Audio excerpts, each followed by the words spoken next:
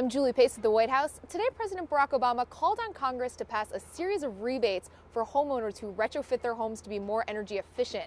Here to discuss this plan with me is Housing Secretary Shaun Donovan. Now, break down for me some of the details of this program, the cost, how many Americans this is going to affect. Well, the Homestar program is an effort to reach about 2 to 3 million households around the country and to help them retrofit their homes. What we know now is that retrofitting homes isn't just a great source of jobs. It's something we've been able to jumpstart with the Recovery Act. It's also something that we can do to help the average homeowner save about $200 to $500 a year.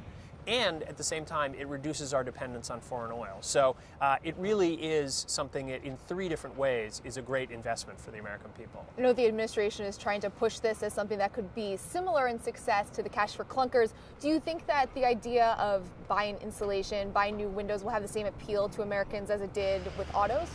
Well, one of the things that worked so well about the Cash for Clunkers program is the average American could just go right to their dealer and get the rebates there. They didn't have to go and file or fill out paperwork or do anything like that. This will work in the same way. If you go to your local hardware store, if you go to a Lowe's or a Home Depot, even if you go to your local contractor, they can do this directly. And so we think we're going to make it enormously simple for the American people to do this. And that's one of the reasons why lots of folks are going to take advantage of it. Not to mention saving $200 to $500 a year each year on your energy bill is an important step for a lot of people. At the same time, a lot of these steps that you would have to take to retrofit your home are pretty expensive, even with a rebate. If I'm an American and I'm struggling with this economic recession, what would you say to them is the reason they really need to take this step at this time?